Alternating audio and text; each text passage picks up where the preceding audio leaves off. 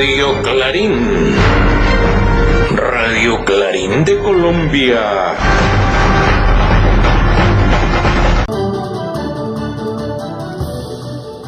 Dicen que tengo una buena oratoria, quizás por eso me volví presidente de la República. Es un don, hay gente que pinta muy bien cuadros, otros que hacen música, otros que escriben muy bien, otros que son buenos matemáticos y filósofos y poetas, etcétera. Y a mí me correspondió tratar de hacer buenos discursos, dejar fluir las palabras frente a las multitudes, y el secreto está en que se le pone el corazón a la palabra, no se deja engañar, no se utiliza para la manipulación, para la traición, que la hay y mucha, sino que se usa para decir verdades y tratar de que esas verdades muevan multitudes y conquisten a partir de la palabra el poder de cambiar las cosas, de transformar las cosas que creemos que no van bien, que están mal. Ayer hubiera querido recibir a la Selección Colombia aquí, con el pueblo, quizás un pueblo más juvenil, quizás de todas las edades. Creo que se lo merecían. Son jóvenes que en cierta forma son otra primera línea en el esfuerzo físico, en la disciplina, en estar entrenando todos los días, en sacrificar indudablemente cosas, en tener ilusiones. De joven se tienen muchísimas, a veces ilusiones que le vende a uno la televisión, tener el jet y viajar a Miami y tener cualquier novia, y descubrir después de que eso pasa que ahí no estaba la ilusión. La ilusión está en otras intensidades, menos futiles. La emoción está, por ejemplo, en sentir el amor del pueblo, en sentir la fuerza popular. No todos lo sienten, pero es una forma. Sentir el amor es una de las mayores intensidades. El amor no lo da solo una mujer, unos hijos, a veces toda una sociedad, a veces las sociedades futuras que uno no conoce hoy logran colocar ese sentimiento que hace que una persona pueda ser feliz. Hoy estamos felices aquí. Tenemos por qué celebrar. No muchos y muchas personas lo entienden, y habría que explicar pues qué es lo que pasa alrededor de un debate como el de reformar el sistema legal de las pensiones, como hemos tenido otros muchos. Yo perdí todos los debates de ley en mis 20 años de vida parlamentaria. Por ahí tengo 1 o 2 articulitos que pude ganar, que no fueron como otros articulitos en mi beneficio personal. Siempre pensé que el deber de un congresista es lo que dice la Constitución, pero pareciera que hubiese que repetirlo una y otra vez, pensar en el interés general, no en el interés propio. Se puede uno equivocar en cómo es el camino, indudablemente, pero eso está primero como un principio. Soy congresista para hacer la ley. ¿Y para quién es la ley? Si no es para la gente más humilde, si no es para la gente toda de Colombia, y no como se ha acostumbrado para hacer leyes en favor de unos pocos, entre los cuales va el congresista que aprueba la ley. Eso se llama egoísmo, eso se llama codicia. Y hay que tener presente, y el pueblo debe saberlo con claridad, que aquí se está presentando un conflicto real, social, histórico, entre el pueblo que quiere justicia y aquellos pocos, pero con poder, que aún quieren que la riqueza de Colombia vaya a manos de unos poquísimos. Hay que decirlo con claridad. Las estadísticas no mienten. Los números siempre hay que tenerlos presentes. Al pueblo colombiano le han creado la idea falsa de que los números son aburridos y que no hay que ver los cuadros y que no hay que ver las estadísticas, porque matemáticos no somos. Y resulta que a través de los números se descubre muchas veces, no todas, la realidad de la sociedad. Colombia es hoy, según las estadísticas, que el mundo matemático y profesional de la estadística en todo este planeta ha descubierto como una forma para medir la desigualdad. Coeficiente Gini le dicen. Pues midiendo esas estadísticas en todas las sociedades del planeta, hemos llegado a la triste realidad que Colombia es el país más desigual del mundo, que no los más ricos, los Estados Unidos o los europeos, tienen desigualdad en la magnitud de la sociedad colombiana, que ni los más pobres, ni Haití, ni los países africanos que aún se mantienen en pobreza, porque muchos de ellos ya han hecho la lucha que correspondía, incluso venciendo el apartheid, la codicia de los blancos minoritarios que en el sur de África pensaban que a los negros se les podía seguir tratando como esclavos. Luchas con armas, incluso con cárcel tuvo Mandela, que hay que decirlo, fue guerrillero y fue el hombre que construyó la paz en Sudáfrica. Aún Sudáfrica es desigual, pero ya no tanto como Colombia. En Colombia somos más desiguales que la sociedad racista y xenófoba que se construyó en Sudáfrica. Esa es la realidad de esta estadística. Y entonces la pregunta que debería ser un buen dirigente político, una buena dirigente política, es que hay que cambiar las cosas. Porque las cosas como se han hecho hasta el momento no han funcionado para bien de toda la sociedad colombiana. Los números también están indicando que este gobierno está acertando. Se llenaron las páginas de la prensa diciendo que este es un gobierno ineficaz, que no hace las cosas. Medían con los ojos de la codicia, no con los ojos del interés popular. Es en los números en donde se descubre la realidad. Números que se pueden ocultar, claro está, que se pueden silenciar porque no dicen los que los dueños del capital quisieran decir. Y es que el modelo que le impusieron a Colombia en su propio beneficio en estos últimos 50 años, pasándose por la faja la construcción de un Estado social de derecho, como ordenó la Asamblea Nacional Constituyente de 1991, no se lo cuentan a los jóvenes de hoy, que la mayoría que hizo esa constitución fue mi organización cuando fue joven.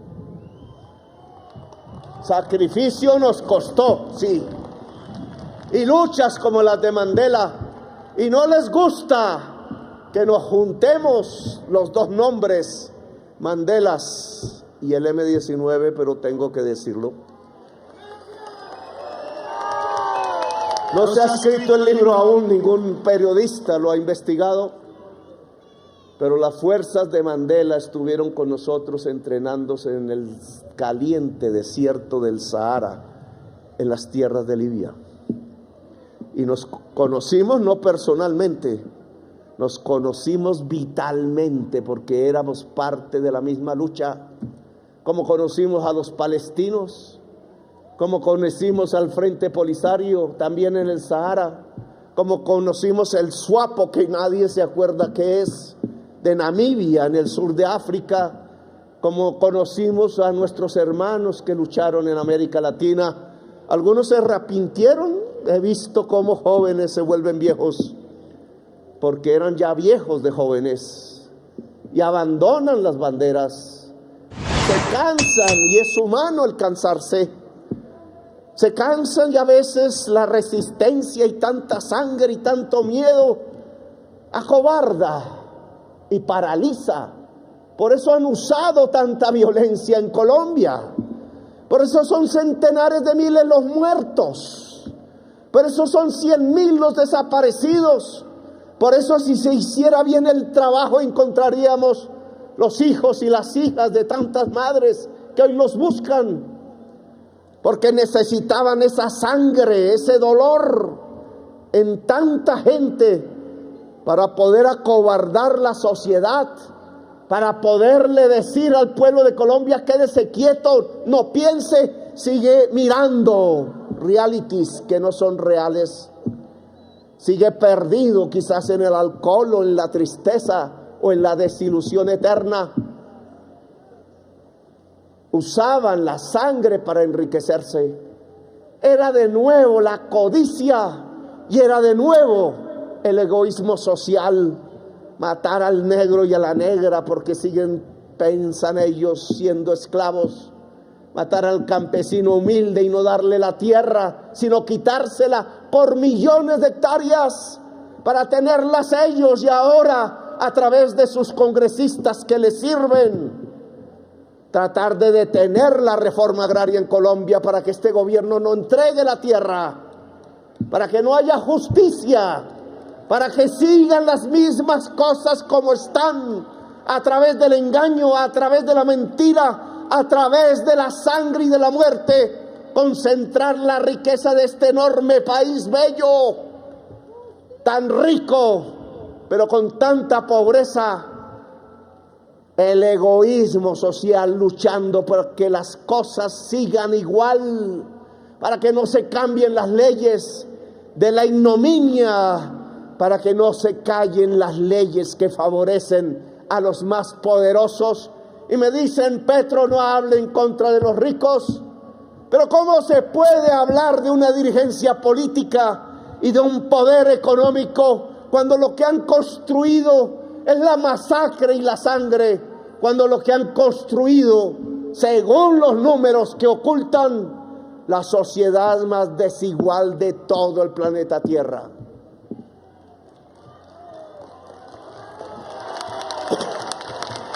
Pues hay que decirlo,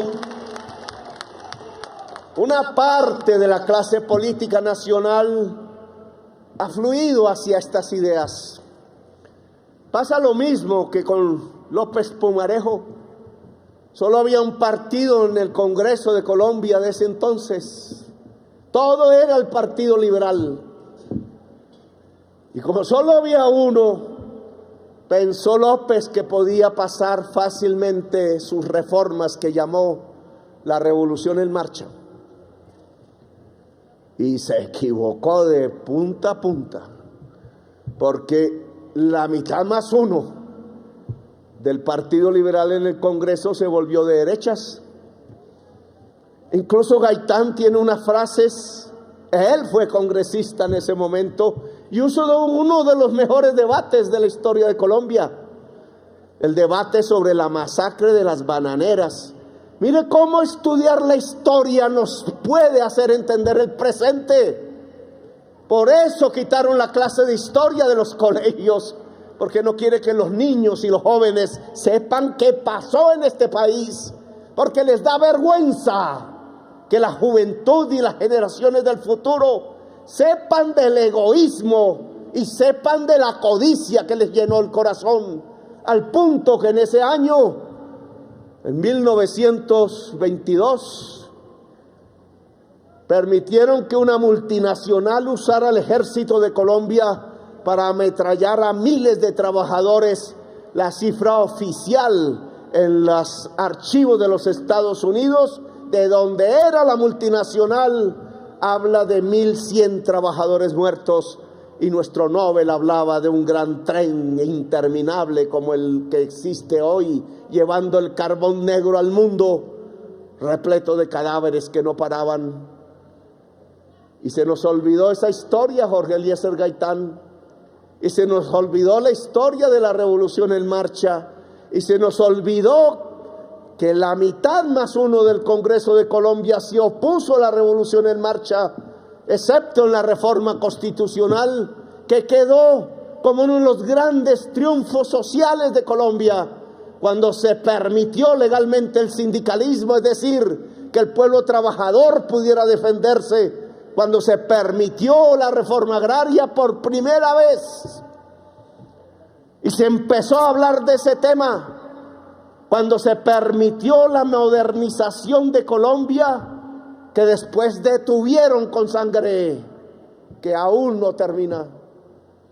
Lo que quería López Pumarejo era un gran pacto social por la justicia y la democracia, y se le impidió. Y una de esas víctimas fue el mismo Jorge Eliezer Gaitán, y fue el mismo al cual le quisieron dar un golpe de Estado a López Pumarejo, y que tuvo que irse un poco asustado, creo yo, y abandonó la lucha y los campos de Colombia, en donde estaba la mayoría de colombianos y colombianas, se llenó de sangre y 300,000 muertos, y comenzó esta manera de gobernar que yo llamo la gobernanza paramilitar. No hemos salido aún de él. Aún, a pesar de que la mayoría de la población colombiana decidió votar por el cambio en el año del cambio, en el 2022.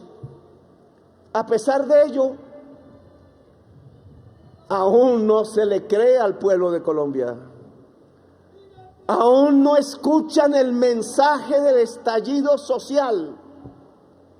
Creen que eso fue un episodio que no debió pasar, dicen. Condenaron a centenares de jóvenes por protestar, criminalizaron la protesta social, convirtieron aparatos de la justicia en aparatos de Hitler, contradiciendo la Constitución de Colombia y condenando a jóvenes por terroristas cuando eran simples jóvenes del barrio popular pidiendo justicia que el Estado no les daba. ¿Cómo se puede considerar criminal a alguien que pida justicia? El que criminaliza al joven que pide justicia es el criminal. Y hay que decirlo con la verdad. Colombia tiene que ser democrática, Colombia tiene que ser justa, Colombia tiene que ser bella y vital, porque ese es el camino que construye la paz y no hay otro. Cerrar esos caminos nos va a llevar a la violencia, a la autodestrucción como sociedad, a la degradación social de Colombia. Hoy las estadísticas empiezan a hablar verdades. Entre el año 1922, año de Duque, y el año 2022 y el año 2023, año del cambio, sacamos, oigan bien, no lo van a repetir mucho, ojo, porque el interés va a hacer que la gente piense que este es el peor gobierno de la historia, para que no vuelvan a elegir otro como este, como pasó en la Bogotá humana.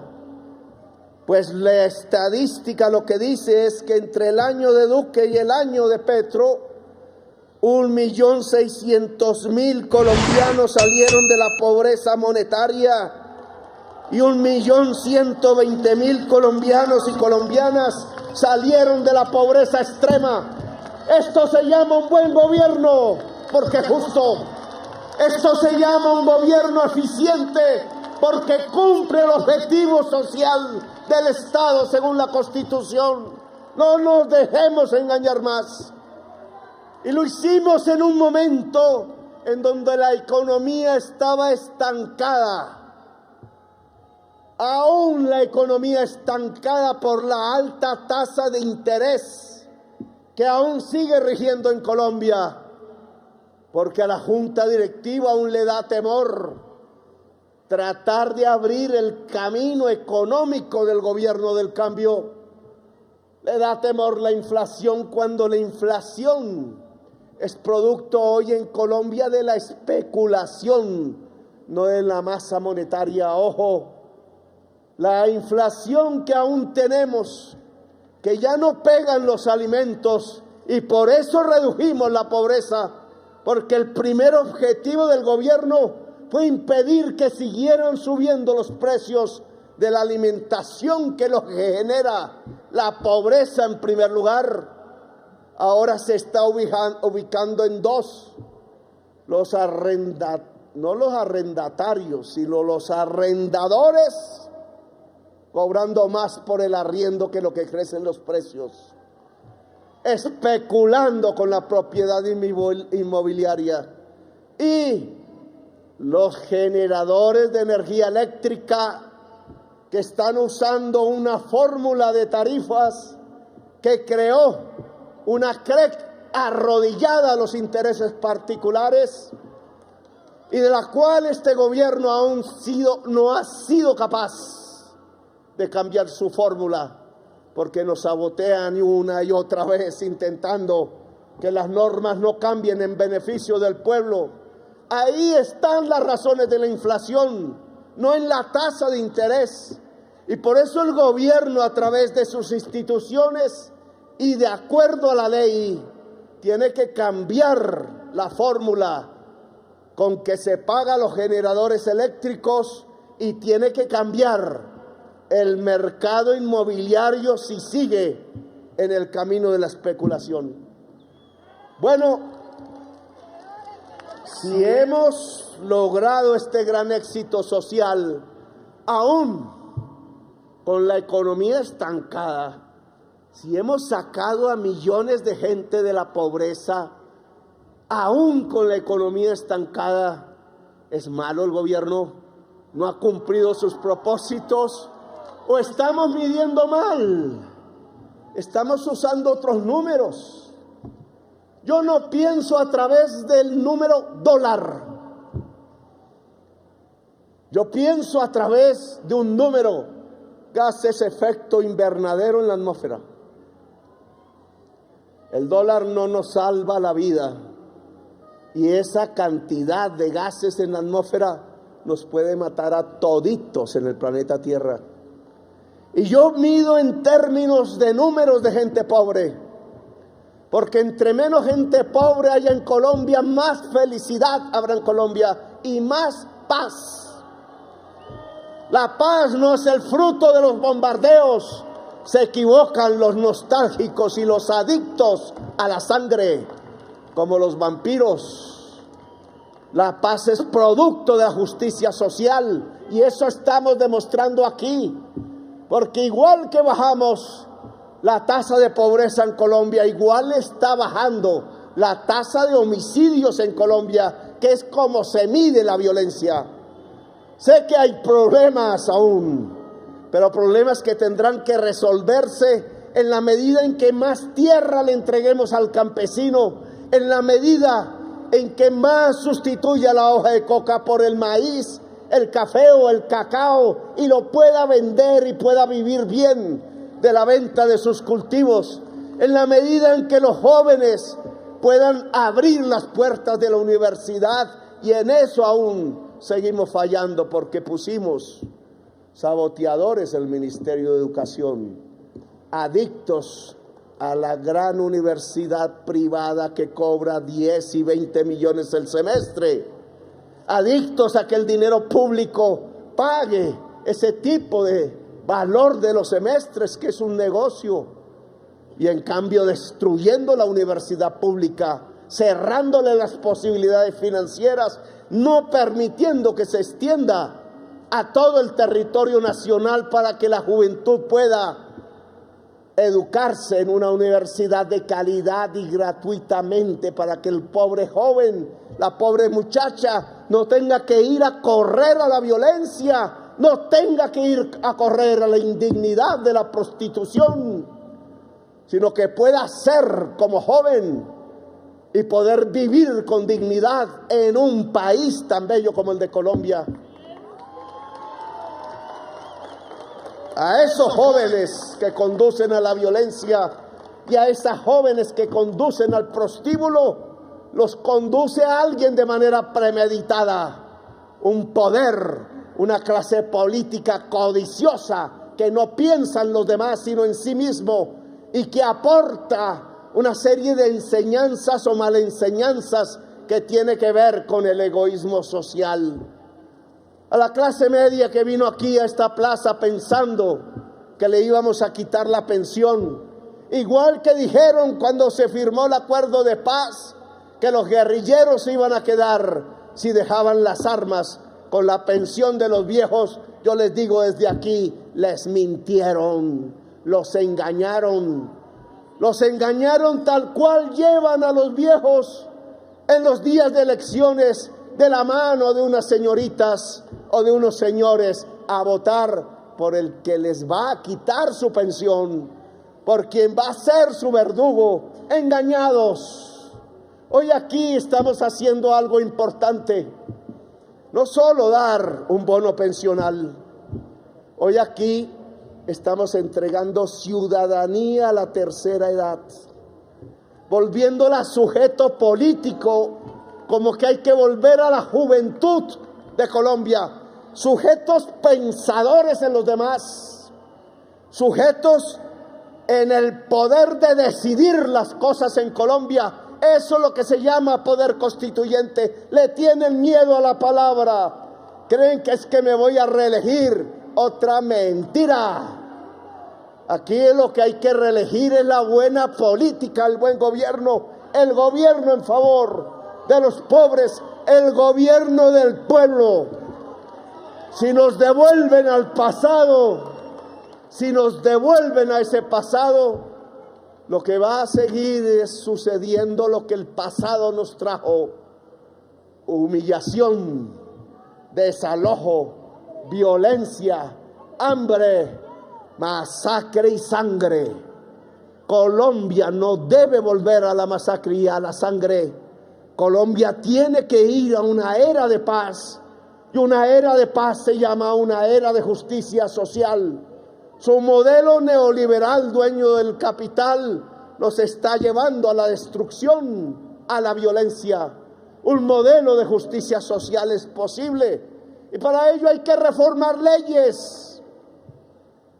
Decía el expresidente Uribe algo que no es cierto, que el fast track que propongo, fast track en inglés significa trámite rápido, que un trámite rápido, no como el de esta reforma pensional que duró 2 años en el Congreso, y que un egoísta social, un codicioso, escondió 13 meses en la gaveta de su escritorio, usando un poder individuo, un poder contra el pueblo. ¿Qué temía? ¿Que un nuevo gobierno progresista surgiera? Pues yo creo que el pueblo colombiano lo va a hacer surgir, que no se va a dejar derrotar en las urnas, porque ya esta bandera se levantó, ya la flecha fue lanzada, ya la ruta del cambio está trazada, y solo se necesita el pueblo constante para lograrlo más y más y más, hasta lograr la justicia social. Como ese codicioso que ciertos medios, porque dicen que recibió un soborno de un ladrón que entró al gobierno, entonces que es que lo íbamos a comprar. Fue el mayor opositor a las reformas políticas que el gobierno presentó al Congreso. Lo hizo con sevicia, lo hizo con maldad. Yo respeto el Congreso porque trabajé 20 años ahí y lo conozco. Creo que fui un buen congresista, que la historia lo reconocerá. Hoy la Corte Suprema de Justicia vuelve a capturar o permite que no salga en libertad un asesino, un senador asesino, Fue mi primer debate sobre la parapolítica, después de mi debate sobre la Fiscalía General de la Nación. Toda la clase política de Sucre en ese momento estaba arrodillada al paramilitarismo que asesinaba a su propio pueblo en masacres terribles como la de Macayepo. Y ahí, en esas masacres, creció una resistencia popular. Sucre jamás me ha abandonado en mis luchas, pero su senador y varios otros que asesinaban opositores, que asesinaban fiscales y miembros de la justicia, que asesinaban campesinos pobres por mantenerse en el poder, por controlar el voto humillado y asesinado, por mantener el control sobre sus tierras y los malos negocios con la cocaína que sacaban por Rincón del Mar, con asesinos terribles que criaron y entrenaron hoy. Y no me quiero burlar del hombre ya vencido, nunca lo he hecho. Quizás a mí me gustaría que saliera libre y pudiera jugar con sus nietos, pero hoy la justicia de Colombia le dice: no puedes salir de la cárcel porque fuiste un masacrador de tu pueblo. Y ese es un mensaje que hay que aprender. Un mensaje que, si no se ha entendido, hay que comprender, como el mensaje del estallido social, como el mensaje de las elecciones del año 2022. Es que el pueblo y la justicia están gritando que esto cambió, que no quieren más de lo mismo, que no podemos retroceder a ese pasado en donde fuimos la sociedad más desigual del planeta y la más violenta. Hoy tenemos otro camino y hay que decirle al Congreso de la República, desde esta plaza: sé que una mayoría en la Cámara defendió esta reforma. Los senadores siempre decían: es que los de la Cámara son bulliciosos, son jóvenes que no han aprendido, que nosotros tenemos que enseñarle. La Cámara de Representantes le enseñó al Senado de la República en esta historia de Colombia. Y creo que puede ser un buen mensaje, porque lo que dicen esos jóvenes políticos quizás es que ya no vamos a ser como ustedes. Es que la misma dirección política del país, en su gente más joven, puede estar ya pensando que hay otro camino, que hay otra historia, que no es la de la codicia particular, no es la del egoísmo. Quizás están aprendiendo que eso que dicen ciertas vacas sagradas ya es una mentira. Los expertos que sacan en televisión, que no son expertos de nada. El simple lenguaje de los banqueros, parte de los banqueros ya quiere que estas leyes se aprueben. Parte del gran capital ya acepta que hay que vender las tierras, que hay que producir para salir de la deuda, no hay otro camino, y que por tanto hay que dirigir el ahorro del público al trabajo, a la agricultura y el surco, y a la industria y el turismo, y nos está yendo bien. Si lo hacemos mejor, nos irá mucho mejor. Este país ya no es de 4, este país es de 55 millones de colombianas y colombianos. Ese es el cambio. Por eso las leyes empiezan a salir de otra manera. En algunas nos derrotan. Lamentable lo que sucedió con la reforma a la salud.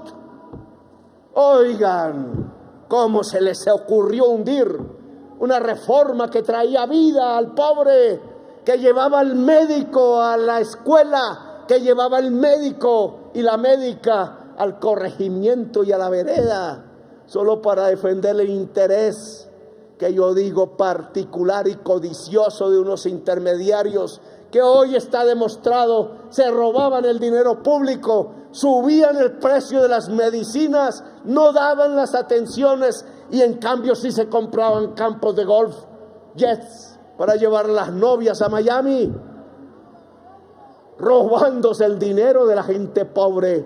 Eso es ser vampiro ¿Cómo puede haber senadores arrodillándose a esa codicia si lo que ordena la Constitución es que un senador o una senadora se arrodilla ante el más humilde? Es al único al que uno puede y debe arrodillarse, porque ahí está para los creyentes Dios o Jesús, o para los no creyentes el verdadero rey de una sociedad, que es el pueblo trabajador. Es el pueblo que trabaja.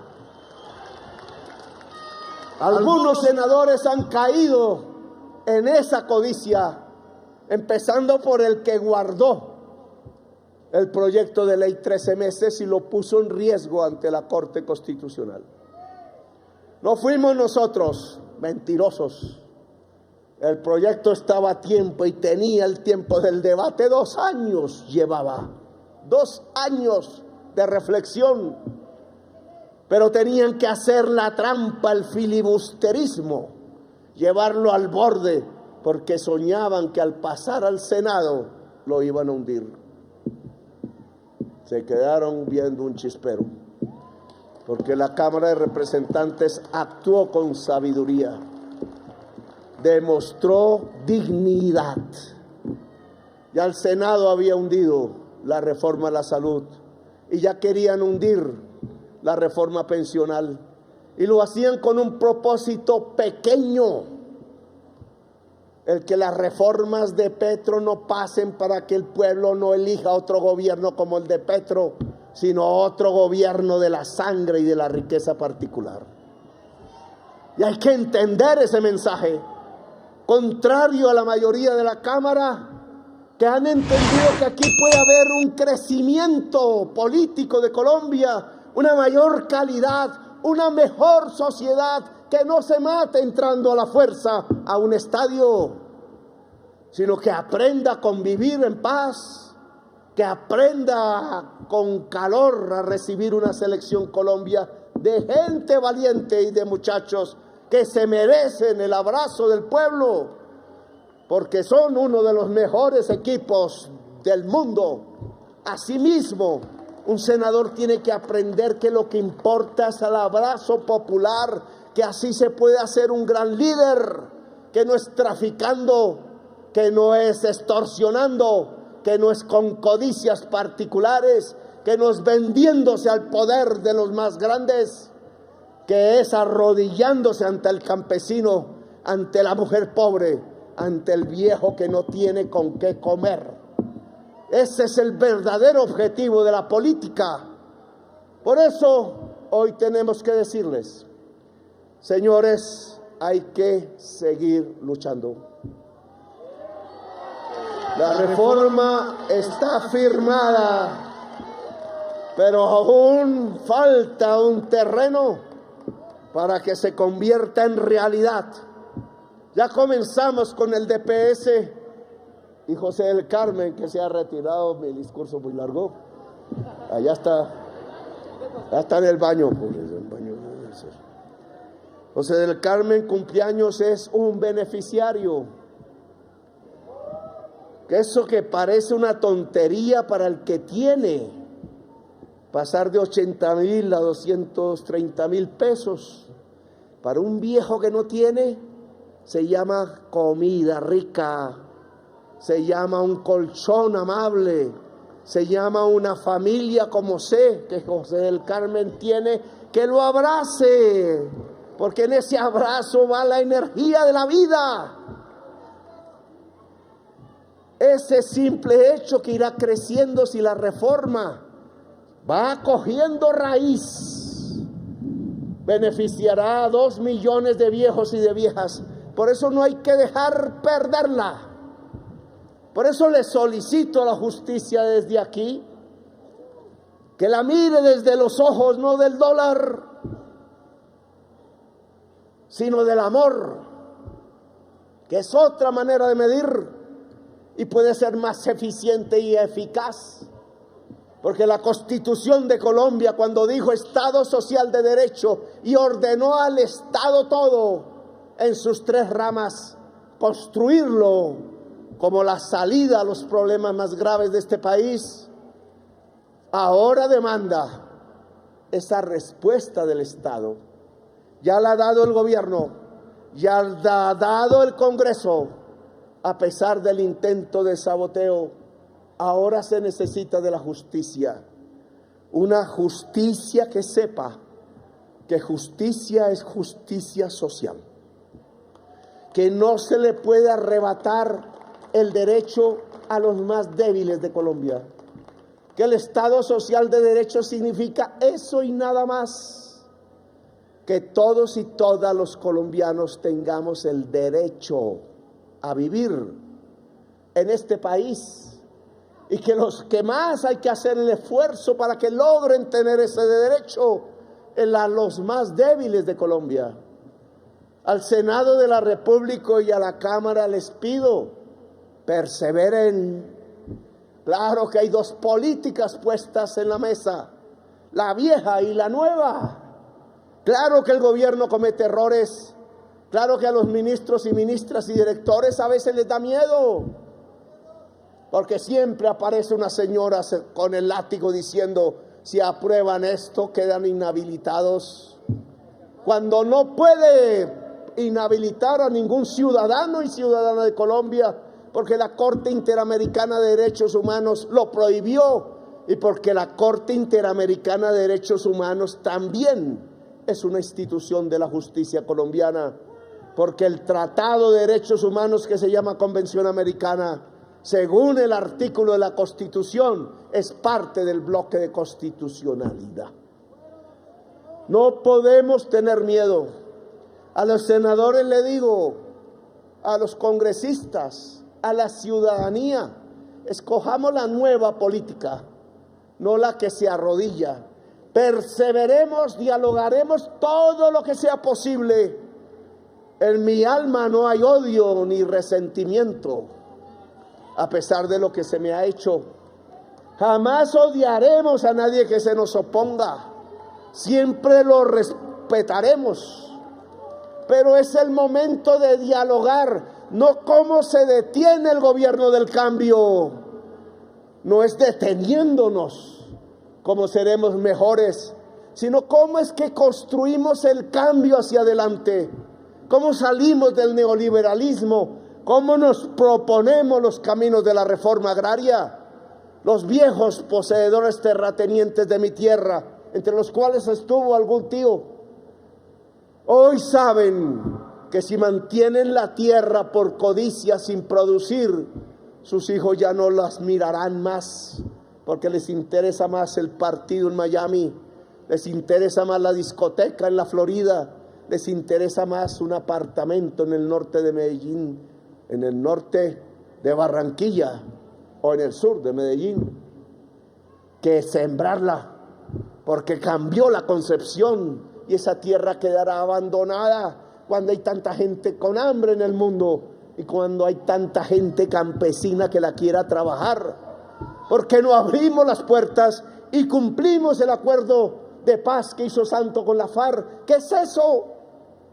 Les dijeron que era para quitarle las pensiones, les dijeron que los hijos se iban a volver homosexuales, les dijeron que la FARC se iba a tomar a Colombia, que ya estaban en la calera y que iban a entrar al Palacio de Nariño y al Palacio del Congreso, al Capitolio.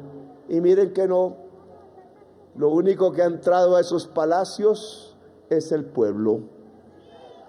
Y el pueblo intenta cambiar las cosas, y lo ha hecho a través del voto y sin herir a nadie. Este gobierno no le ha lanzado un solo gas lacrimógeno al pueblo de Colombia, a ningún joven. Las manifestaciones las hemos charlado, razones tienen ellos, a veces razones nosotros, pero no ha sido la violencia la manera de gobernar. Nuestra gobernanza no es paramilitar ni dictatorial, nuestra gobernanza es democrática y pacífica, y estamos enseñándole un camino a la historia de Colombia. Por eso le pido a esos congresistas que aún no creen en nosotros, que por codicia, por egoísmo social, no crean más en ese cuento. La clase media de Colombia está creciendo en este gobierno. hay 1.600.000 más allá. Y a la clase media no le estamos quitando nada, ni un parque, al contrario, queremos sembrarlo de árboles. Quisiéramos que la universidad pública fuera gratuita para que entraran sus hijos y sus hijas y no pagaran las millonadas que toca pagar. Quisieran que se transportaran en un metro digno. El egoísmo social de la clase política de Bogotá no lo ha permitido. Hoy Bogotá es la ciudad más desigual socialmente de Colombia, lo cual significa que quizás sea la ciudad más desigual del mundo. Cuando Bogotá Humana quiso poner otro camino y se conquistó en las cifras, sacamos 500.000 bogotanos y bogotanas de la pobreza y el coeficiente Gini hizo que Bogotá no fuera la más desigual. Hoy volvimos atrás. Es así como se mide. Si hay más pobres, si hay más hambre, si hay más desigualdad, los gobiernos son malos. Lo que quizás sea ahí es más riqueza para unos pocos que son dueños de la forma de comunicar, pero no podemos dejarnos engañar. La Colombia humana tiene que volverse una realidad, que significa acabar el hambre, que significa disminuir la pobreza, que significa disminuir la desigualdad social. Y hemos encontrado estos caminos que no son improvisados, como dicen uno y otro día, son el estudio de los intelectuales del pueblo. Durante décadas los movimientos sociales no han peleado. Lo que es el programa de gobierno es el acumulado de las luchas sociales de Colombia, que no se han improvisado, que se han construido a partir de la sangre y el sacrificio y que ahora deben triunfar. A sostener la ley de la reforma pensional, que la tercera edad se configure en un movimiento social, que comités de viejos y de viejas, que 1 de cada 8 de las viejas no se pensionaba, se organicen en los municipios, en las ciudades, en los barrios. Hay que salir a marchar a pesar de la edad y enseñarle a la juventud que juntos podemos cambiar las cosas, que la desilusión y la tristeza no va más, que no nos dejamos enredar de las nostalgias y que somos capaces de construir el país de la belleza. Gracias, amigas y amigos, y a José del Carmen, un feliz cumpleaños, que sean mucho más y que Colombia cumpla sus objetivos del cambio y la transformación. ¡Que viva Colombia, potencia mundial de la vida! Gracias, muy amables. Y así, querida audiencia de Radio Clarín de Colombia, hemos llegado al final de esta emisión, con la dirección y conducción de quien les habla, Iván Manuel Arango Páez y J. Manuel Arango C. Hasta el próximo día. Radio Clarín. Radio Clarín de Colombia.